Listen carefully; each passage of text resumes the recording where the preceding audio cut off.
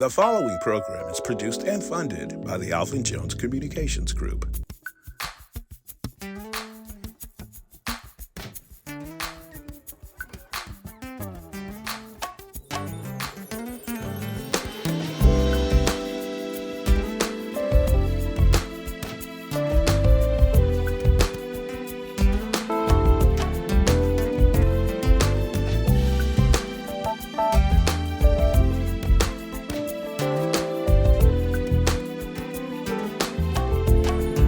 Hello, I'm Angela Harris.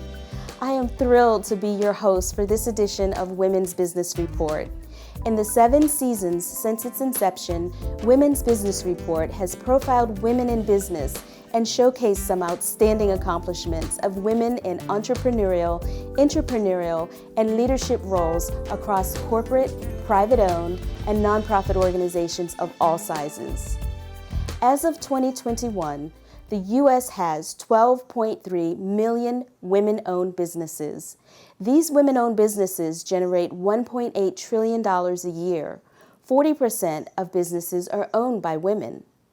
Businesses founded by women earn 2 times the amount per dollar invested than those founded by men and generate 10% more revenue over a 5-year period. It's also a fact that companies with diverse leadership teams are more innovative and more financially successful than those without. Multiple recent surveys show that throughout the pandemic, women have made important gains in representation, most notably in leadership. However, these gains have come at the cost of women reporting burnout and exhaustion, increasingly more so than men. But despite the added pressure, women continue to rise as stronger and more effective leaders, especially in the areas of supporting their teams to advance diversity, equity, and inclusion efforts. So it's appropriate that this edition of Women's Business Report is sponsored by Linked Inclusion Corporation. In the next half hour, we will spotlight the work of dynamic professionals, including Dr. Jen Welter, Dr. Meyer Rockeymoore Cummings, and international recording artist Sylver Logan Sharp. Exclusion hurts. Exclusion is an instance of leaving something or someone out. 83% of people of color cover up a dimension of their identity at work. 46% of LGBTQ workers say that they are closeted at work. Across all levels of education, persons with a disability are much less likely to be employed than are their counterparts with no disability. 40% of employees feel physically and emotionally isolated in the workplace. Of employees who experience bias and prejudice at work, 44% withhold ideas and solutions. How do we solve for X? Linked Inclusion is resetting diversity, equity, and inclusion. We're adding wellness, mental, physical, and emotional, to heal the trauma of exclusion. Linked Inclusion is a place for people who face exclusion. We are stronger, faster, smarter together. Linked Inclusion is professional social change management. We're changing our world with DEI plus wellness. Powered by proprietary technology, founded by a person of color with diverse leadership. Resources for better outcomes, networking for good, pride for authenticity. DEI plus wellness, everyone is welcome. Join us on linkedinclusion.us. Amplify your voice. We see you. Women in sports face unique challenges. At the coaching level, the challenges are amplified. Women's teams don't always receive equal funding. There's controversy in uniforms and disparities in equipment, fans, community support, and more. The exclusion of women in sports can lead to psychological and emotional issues. Our next feature is an inspiring example of changing the game. Women's Business Report had an opportunity to catch up with its alumna, Dr. Jen Welter, the first female to coach in the NFL.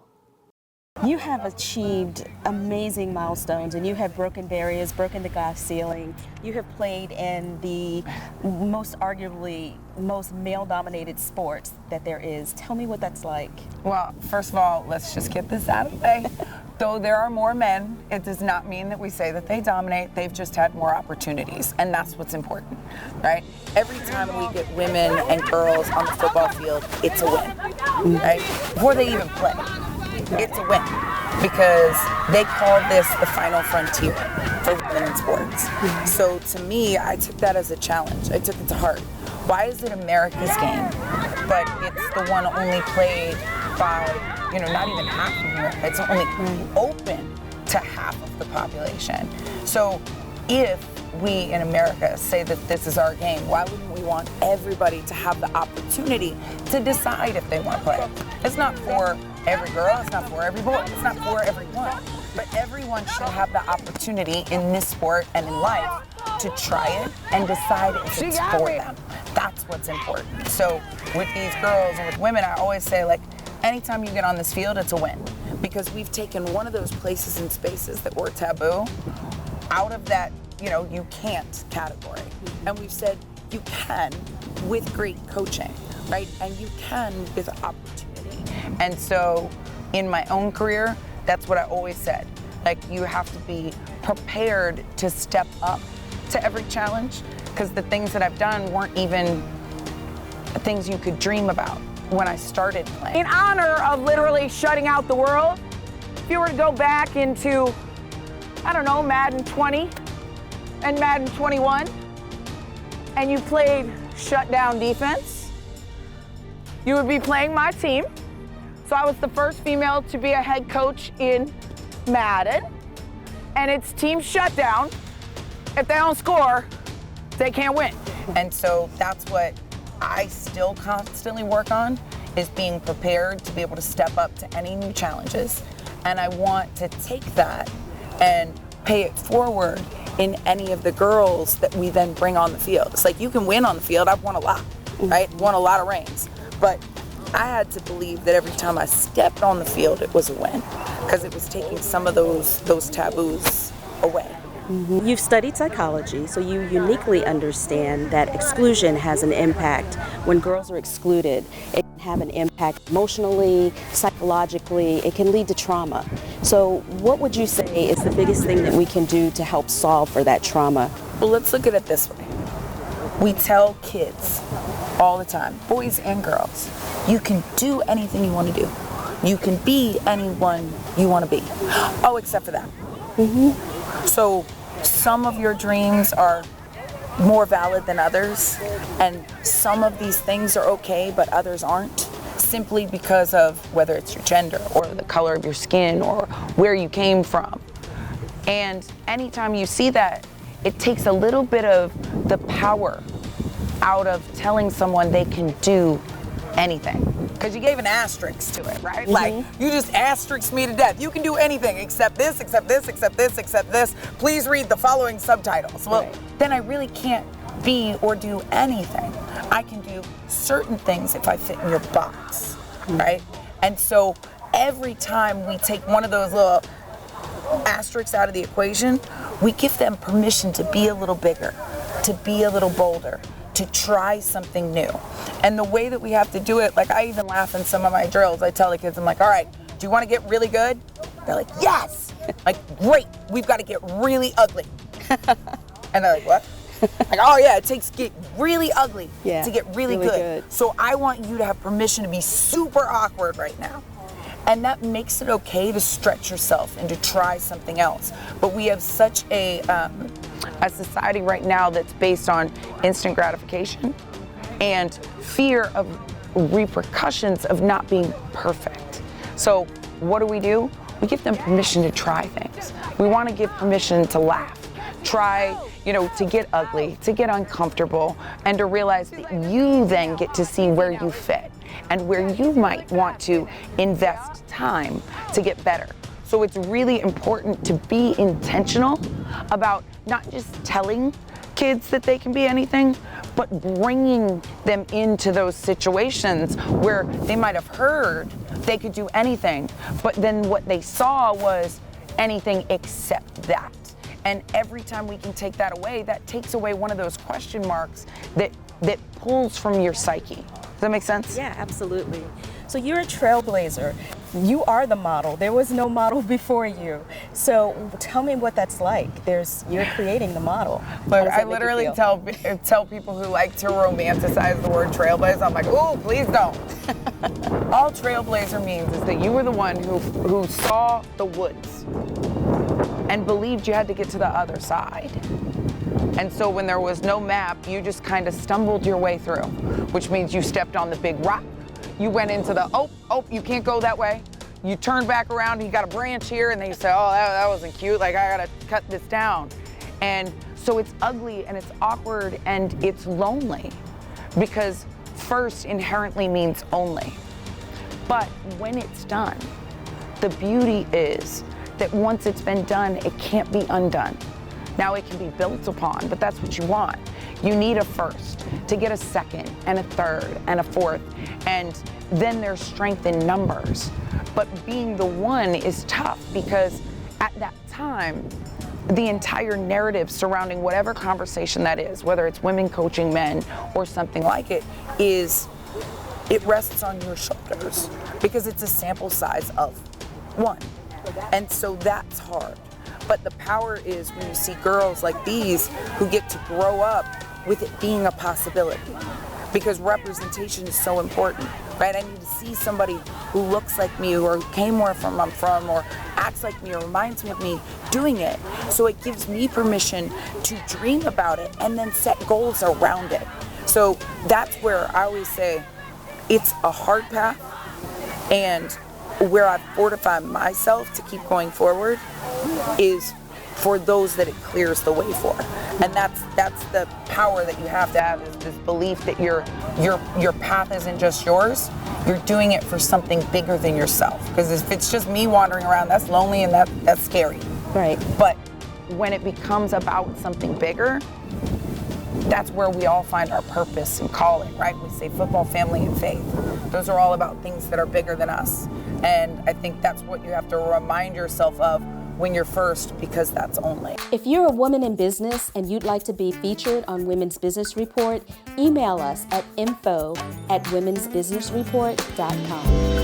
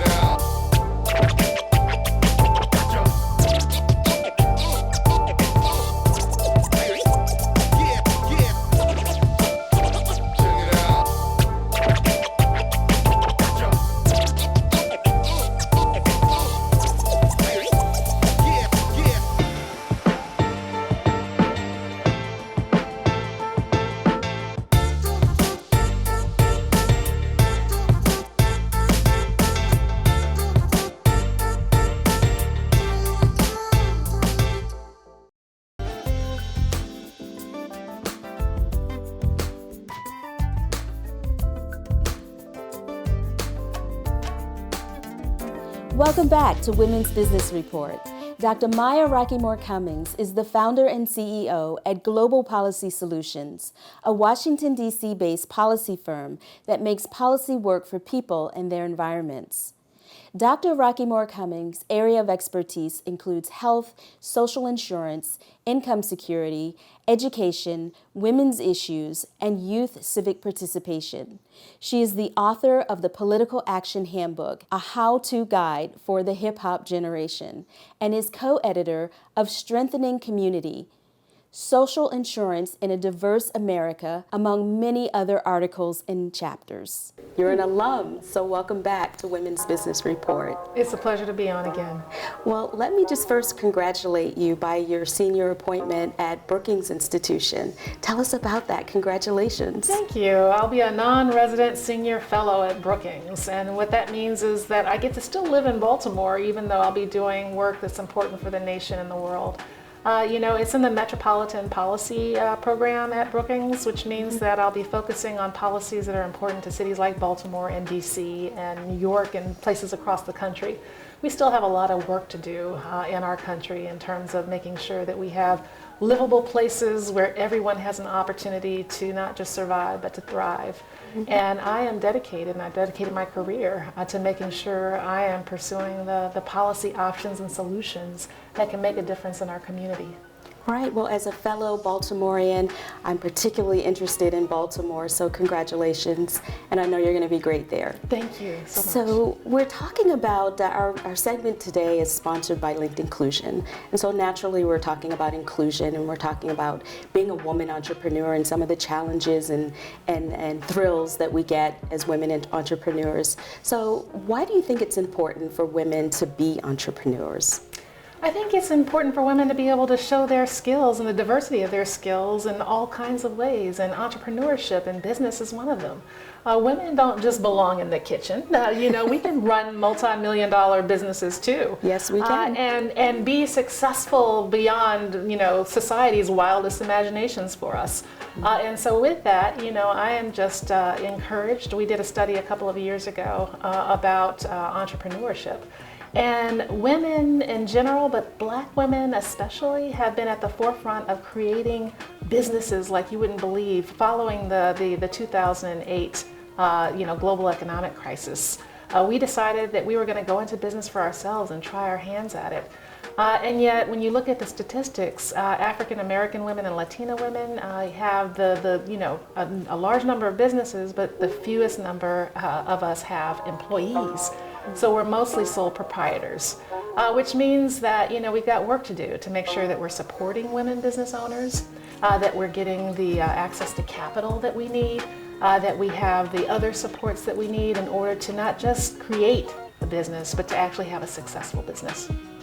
What advice do you give to any woman, young woman, older woman, at any age? Because we can start businesses at any age. That's right. So what advice do you give to women when they try to get into business, or they start to get into business and they start to face exclusion, or that glass ceiling that still unfortunately exists? What advice do you give to women about those challenges? So network. Market. People need to know who you are, whether that's because you're working the networks or you're putting yourself out there in terms of letting people know about your business.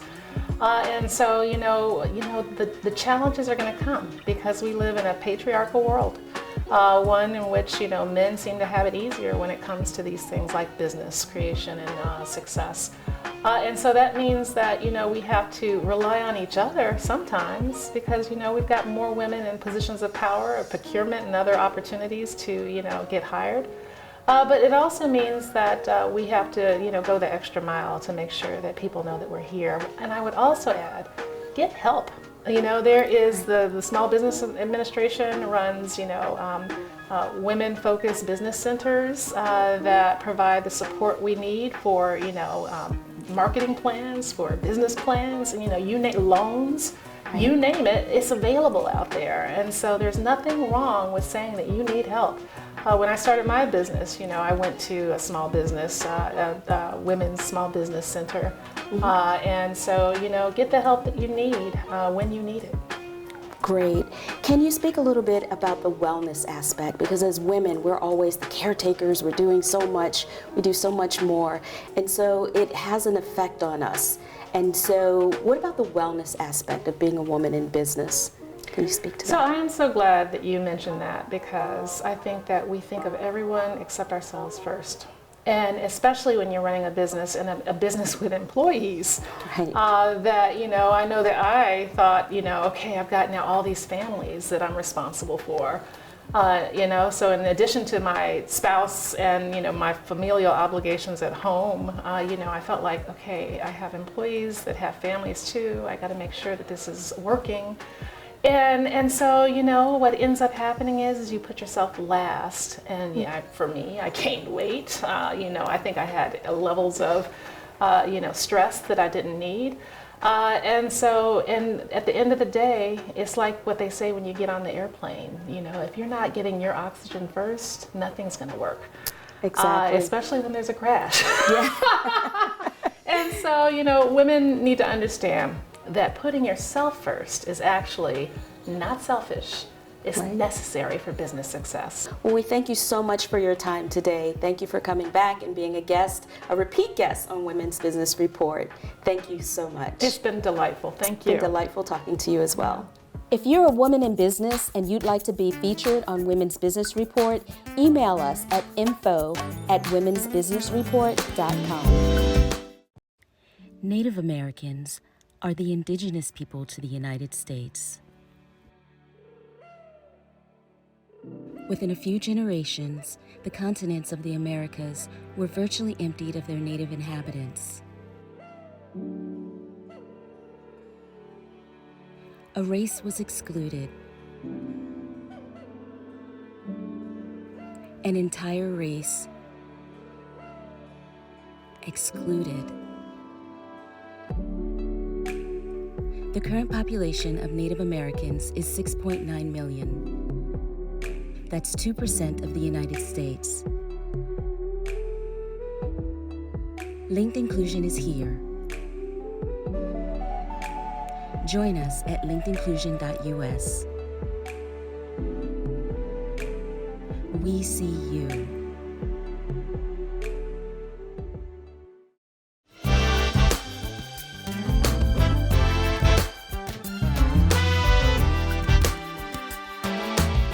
Our final feature examines the state of women in the music industry.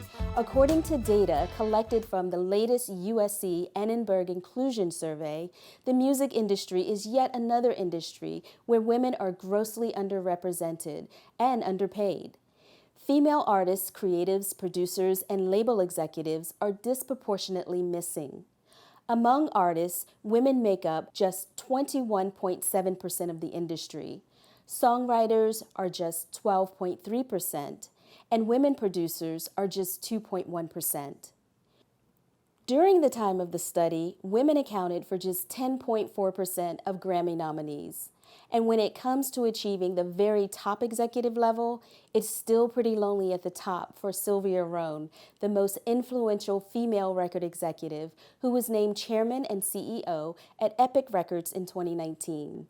Our next feature is a truly dynamic female entrepreneur who is holding her own as a record label CEO, singer, songwriter, producer, performer, and in her spare time, she is the CEO and designer of her own jewelry label called Sylverware. This is Sylver Logan Sharp. Hello, Women's Business Report, and thank you so much for having me. I am Sylver Logan Sharp, singer, songwriter, producer, entrepreneur, jewelry designer, dog mom, and creative, and that's all I'm claiming. Now, it's no joke to be in the business of being in business. However, it is a blessing to be a woman of color in the United States of America and beyond, and a CEO and an executive artist all at the same time. Now, it's not for the faint of heart. The challenges are endless, the obstacles are inevitable, but the victories are amazing. Now, some things have changed and modified and adjusted. However, we still live in a male-dominated society, and not that men running things is a problem, but the problem is suggesting that women cannot. See how that's a problem? Now, for many years, I was the only girl in the band. I was the creative one in the bunch. And I wish that we learned earlier as young people to just trust it, because it means something on the journey ahead. Now, I've been very, very fortunate and blessed to be nurtured by women who are not only smart, but who also are talented and kind of set the tone in many ways. You know, it meant you had to be a little bit better than just good, just to contend. Now, I had to grow up and grow some tough skin and not let that tarnish my sensitive and compassionate side, especially when doing business. I was blessed to have a family, and I'm fortunate enough to never believe that I couldn't move forward because of being a woman. I didn't grow up with that kind of energy, and I don't walk with it now. However, I did learn that being a woman in the world held a different level of responsibility, no matter what your career choice is. Now, I'm proud to say that the lineage of the women that I come from is rearing strong in my current journey, of being a CEO of Silverware Handcrafted Jewelry, the CEO of Redhead Productions, my production company, the host and creator of our TV streaming show, Feel Better Friday, and many other wonderful things that are on the horizon. Most of the songs that I've written or co-written or had the pleasure of being a part of, there's one in particular that's a little extra special, and that is No More Color Lines.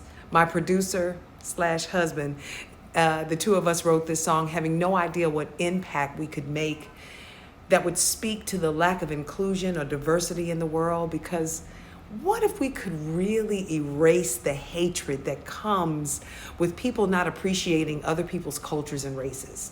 You know what I mean?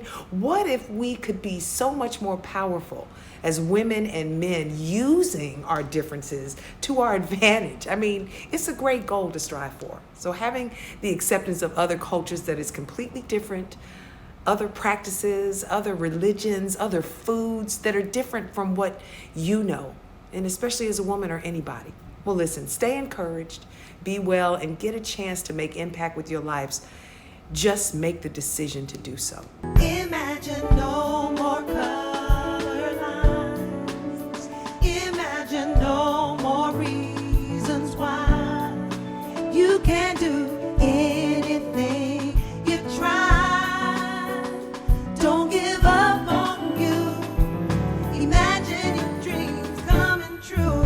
Imagine a world where no one has color for skin. Imagine a place where everyone only stands to win. Some of us call our world a peaceful place.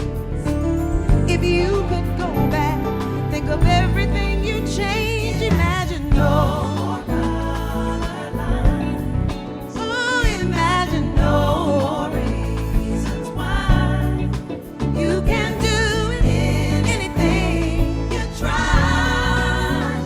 Don't give up on you. Imagine your dreams coming true.